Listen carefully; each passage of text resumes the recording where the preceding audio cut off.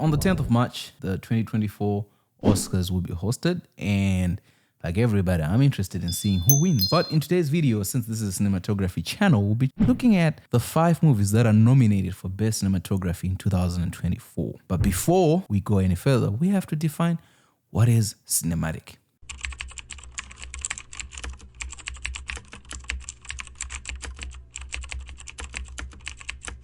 In this video, we're going to break down the 5, and then I'm going to tell you who I think is going to win or should win, in my opinion, using that criteria. The first movie that we'll talk about of our nominations, which is a fan favorite, I'm assuming, is Oppenheimer. Oppenheimer, for me, it was, I don't want to say it was a revolutionary movie in terms of cinematography, because it wasn't, but it was an amazing movie in terms of cinematography.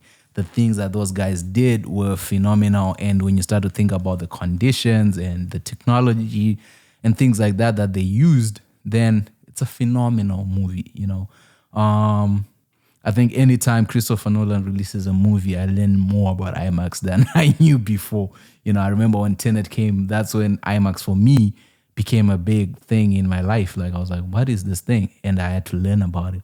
And then Tenet, Oppenheimer was the first time me going to see a movie in IMAX, and what an experience. And I think that's something that these guys were able to create. Whilst I didn't like the sound design because it was just too much, I enjoyed my experience. It wasn't a regrettable experience at all. I think some of the things that they did in terms of cinematography, like how they would have Emily Blunt behind Cillian Murphy in her in the interrogation, for me, that was something that I caught, and that was something that helped with the storytelling in terms of just her emotional responses behind him, because she was acting and she was in it, and just the way that they framed the film is something phenomenal. I'll share with you some of the photos.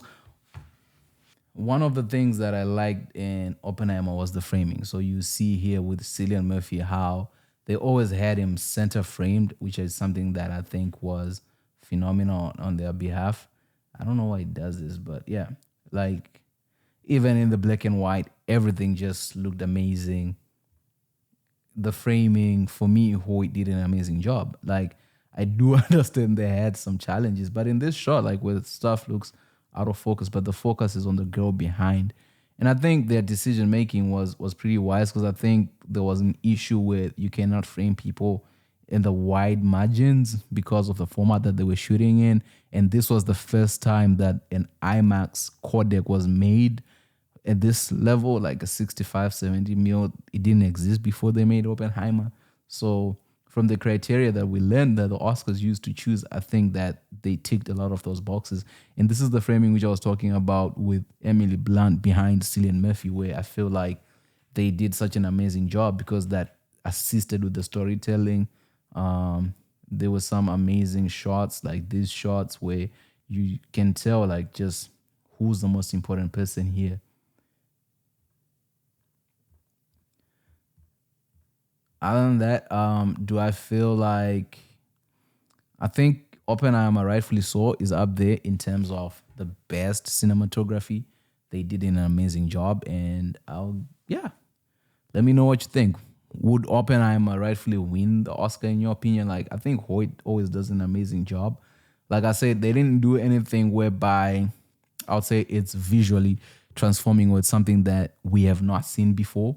It's stuff that we've seen before, but the equipment and technology that they use to make it is stuff that we have never seen before, and it's an experience that we never had before. Some people would say it's not really the best in terms of that. Like, why would you go there and fix something that's not broken? But I think the goal is to push yourself and to create something new that the next generation of filmmakers can create. And this is phenomenal. Chris Nolan is one of my favorite directors, so we don't want to start a debate. We're going to be talking about Killers of the Flower Moon, cinematography by the one and only Rodrigo Prieto. Now, speaking of Rodrigo, I feel like last year was a good year for him. The work that he did in Barbie was phenomenal. And Killers of the Flower Moon, what a picture, Killers of the Flower Moon is a story that tells a story. It's a story about the people of the Osage that comes from a book directed by the one and only Martin Scorsese. And this is I want to say the second time, but this is the second movie that I've watched by these two guys working together. The first one being The Irishman. Now, this movie for me is it was visually appealing, and I felt like the cinematography served the story. It helped tell the story.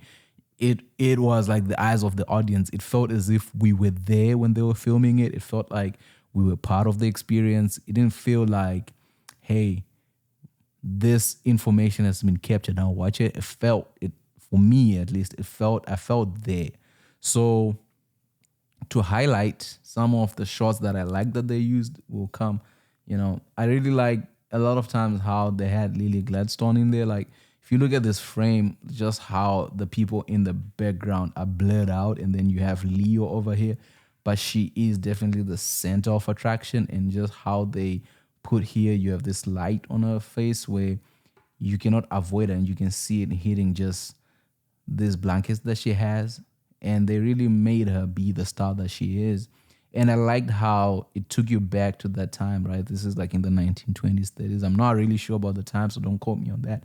But some of the framing was just ridiculously good, man. Like, look at this shot whereby it's darkness into the abyss, and it's just about these two, and that symbolism of what's happening in that moment. Like how innocent Leo was when he was with De Niro, and just how he understood what was being said. Like there's a lot of subtext in this film, which I feel is phenomenal.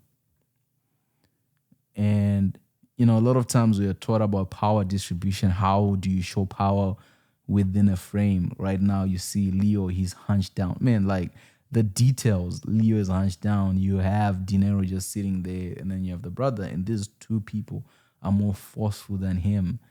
And it's like frame by frame, man. Each frame just tells a story. We have here, we know what's about to happen. He has to fall in love with a girl. And for me, the thing that made this story so impactful is just how it came together, right? Like how his feelings for her were there before his uncle came into the story, and how all that was captured. And to know that this was on an anamorphic, what camera type did they even use? It doesn't say. Oh, they used the Aricam LT. So this was shot on film, I'm assuming. That's beyond amazing, man. Like just the composition that Rodrigo had in this film is phenomenal. This is like frame within a frame, and the acting helps. The acting really does help. Like look at this. For me, the lighting in this film is everything. Just look at this, like the contrast, everything. It tells the story, and it's effective. The darkness, everything is just there. I think in Killers of the Flower Moon, everything was almost perfect because these guys have been doing it for a long time, right? So like there's not much you can complain about. I think this film, in my opinion, if it won an Oscar, I wouldn't complain about it, like especially for best cinematography, because it did what it had to do. It was effective at the storytelling. The story was touching, and I don't think there were any moments where you felt like the camera is taking you out. The camera did what it had to do, and they used some bit of CGI, but everything had a purpose. The lighting, everything had a purpose. Like when you look at this frame, you have these two women, but you can tell who your eye is supposed to be on. Like this is just phenomenal, man. One of those that came out of nowhere that I didn't know about until the Oscars came out was El Conde, and I had to watch it. First thing that obviously hits you is it's in black and white. So you're like, whoa, where did this come from? And I learned that they shot it all in black and white. So this wasn't like shot in color and then turned into black and white. It was already black and white. And I think that's an amazing thing. I've seen people shoot in black and white and then just do what they have to do. And I think that's amazing because I color graded one film where we went from color to black and white to hide some of the things that were happening. And that's never a good idea. Whereas when the film is just from the get-go set up for that, I think that's a beautiful thing. And in this one, the camera plays a role because it's a form of comedy. It's like a satirical, ironical type of comedy whereby the story is basically about this vampire of a president who kills his people for their blood and eats. And in order for him to live. And it's like he doesn't die. He's a detective type of person. And in the comedy, in that vampiristic type of comedy, there's reality, there's realism of that. These are the things that people feel, these people probably feel, and the irony of that, And it's a phenomenal watch. If you haven't watched it, I recommend you do, because it's a phenomenal movie. So we'll just look into some frames.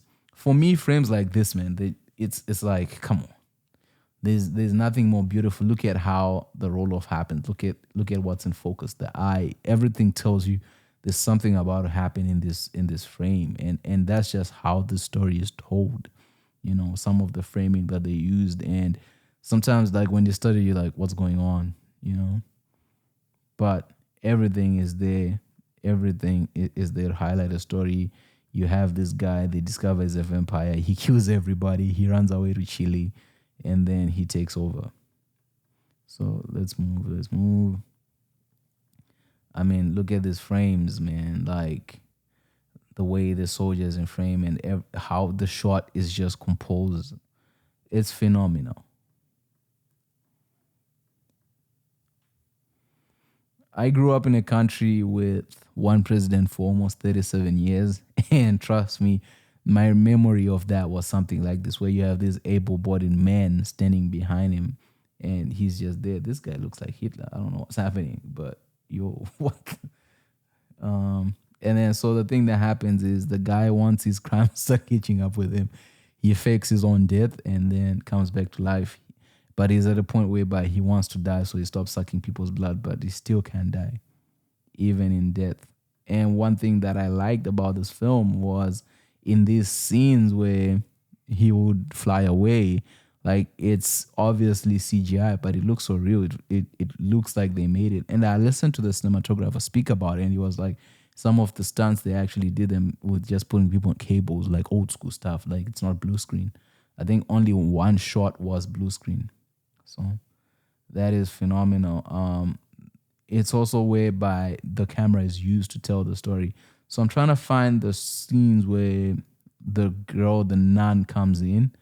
I think the way that she was framed, like if you can look here, the way she's framed, we all have all these people where she falls away in the frame, but we can still tell who the most important person we're supposed to be looking at is here. You can see like in terms of production design, how her thing is like here, and we can see her face and how this person is like that, and that's just like even here, you already can tell she's this one, and that's just by everything that they did. And I really liked some of the framing that they did. If you look into this sort of framing where you have leading lines and then you have him in the middle and center frame like that, it's beautiful. And then when the nuns make it, or this is when the kids come home, this backlighting, man, like this film is amazing. If you haven't watched it, I really do recommend that you watch it. You might not understand the story, I get it, but it's a phenomenal watch. It's at the end when the girl comes where you have shots like this.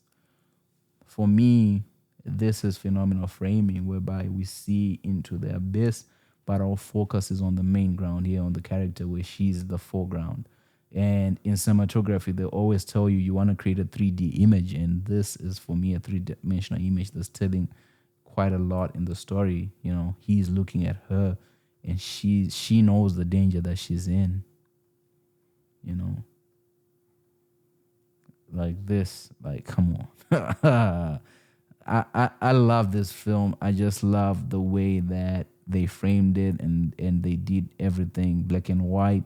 Everything shared a story, and none falling in love, just showing you how corruptible people are, even with the best of intentions, and how when this guy was out, he had to come back in the game because of love and because of a young woman.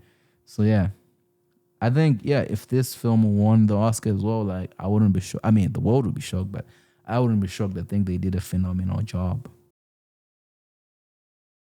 I've watched my fair share of movies to be shocked, but 2023 was amazing. I watched Saltburn, and that movie freaked me out. This movie is up there. Poor Things is It's a great story. You just have to. I don't even think you have to hang in there. I think it's captivating from the beginning. It's a form of comedy. It's something different.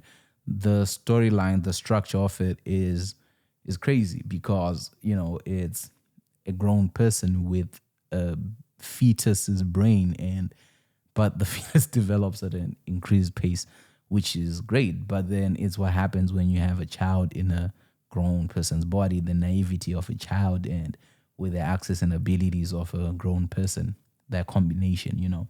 So it makes it phenomenal. In this movie, the camera acts as a character. It feels as if for us, the audience, we are there, we are with them, we are in the moment, we are engaged, and in every movement, every framing, everything about it tells you. It already tells you it's a movie. It already tells you things are weird. you know, let's go for the ride. And I think for me, this movie is the last one that I watched of the top 5 of the 5 nominated movies, and rightfully so. I mean, I enjoyed it. I think it was pretty amazing.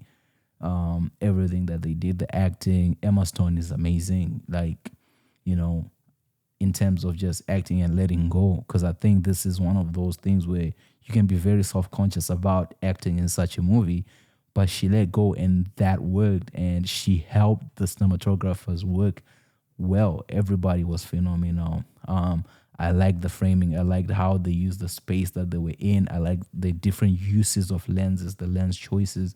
Like in individual shots, you had moments whereby the only thing that you're seeing is the bokeh behind them and just how pretty it is. Unfortunately, it's not on shot deck, so we cannot really see. But like this framing, like you're like, yo, what just happened? But they just used everything in their power that they could use in this film. You had this framing of the goats. Like, I like the symbolism of what was up driving in the back. Listen, is this a dark on a there's a dark on a goat's body? It's stuff like that. Like this movie, the production design is crazy. Everything is just amazing in this film. The choice of the lens, everything that they did, everything highlighted the story. And for me, in this movie, you really understand the power of cinematography, the art of cinematography. And what I think in this movie, we start to understand why sometimes people are called cinematographers and sometimes people are called the directors of photography, because you're directing photography. You are telling a story with photography. This movie, for me, man, it just hits every point. Like, let's talk about the 3 dimensions in filmmaking. You have this man, foreground. You have this lady, background. You have this in the midground. You have everything in a frame. Like, come on, man. Like, what else do you want from a cinematographer in terms of just storytelling? And the acting was crazy. This movie is phenomenal. For me, I enjoyed it. Think of what you want with the story itself, the primary story, but everything else about the film is phenomenal. Let's talk about Maestro. So Matthew Libatique is up there for me as best DPs of all time. The man's work is ridiculously good. It's always phenomenal every time you watch the movies he made. The Star is Born is something that I haven't forgotten because of the way it was shot. In this movie, Maestro, man, the way that they shot it, the way that, despite the story, just what he went for, the choices, the lens, when the camera is far, when the camera is close, how the camera moves, the lighting, every decision making, the naturalistic look of the film is fundamental to it. I think everything made sense. The way Carey Mulligan was just acting, like the acting was phenomenal, and the acting had to be captured in a way that showed you what she was doing, the emotions that she was carrying. And I think these things were carried through, the decisions, the subtext, everything was just put into light by how the film was shot and how we move from the black and white scenes to the color scenes. For me, it doesn't, the point of it was to show you the differences in time, but it doesn't feel as if you've moved from it. It's like you're still watching the same movie and you carry it with you. And I think it was a very beautiful movie. So let's check out some frames from Maestro. So in these opening sequences, for me, I was a little bit confused, but it is what it is. We work with them. The framing, if you're looking at this is a long lens, and then you have him feeling the frame. The lighting, it looks naturalistic, but it probably isn't. And then here you have a crew, you have the lighting frame. Look at just how it's diffused. That's amazing for me. Part of this story, in my understanding, was they were showing the rise of this guy, Lenny Bennett. Okay, I don't want to butcher his last name.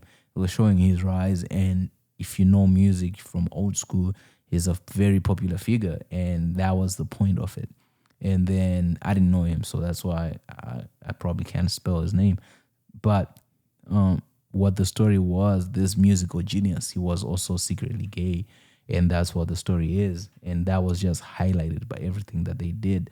Man, look at this backlight and how he's silhouetted, but the wall is well lit. Like, man, Matteo Libatique, man, is a phenom. And the performances, look at this.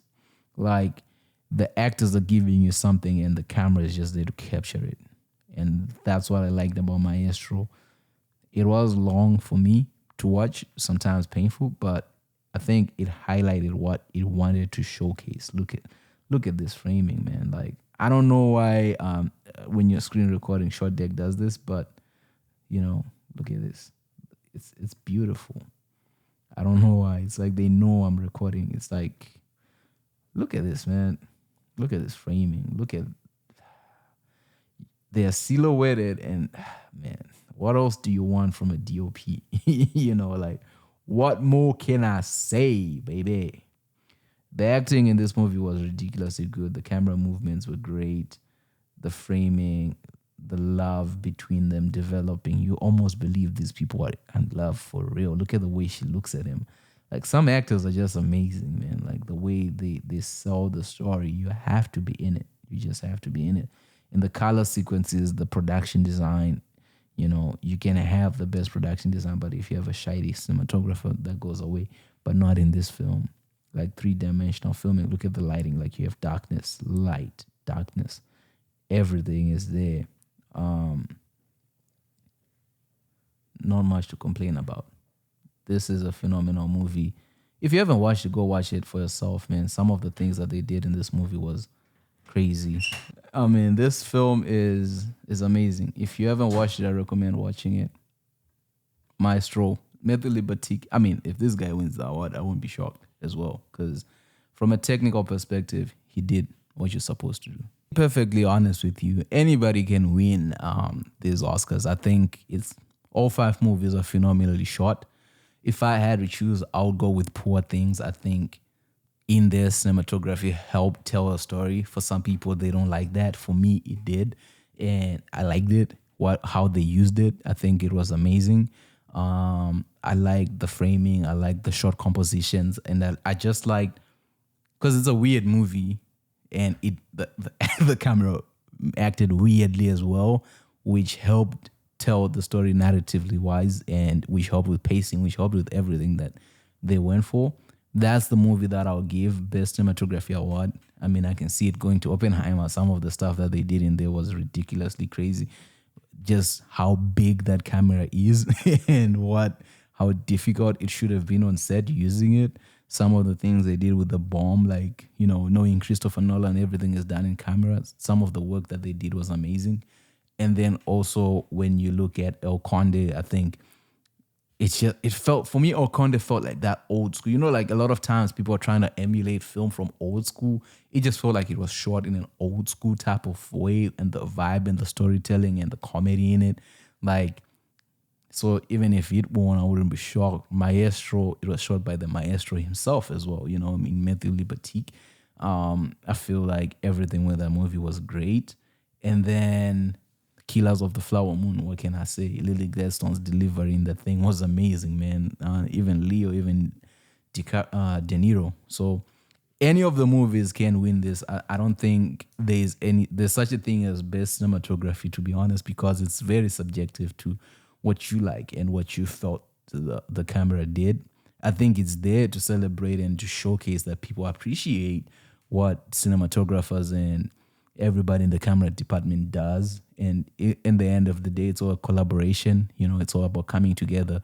You can have the best camera, but if you have shitty actors, it doesn't mean much. You can have the best camera if you have shitty production design, it doesn't mean much. A shitty story, everything like that. So at the end of the day, congratulations to whoever wins. Like I said, I'm not rooting for anyone, but for me, if I was the one to vote, I would have voted for Poor Things.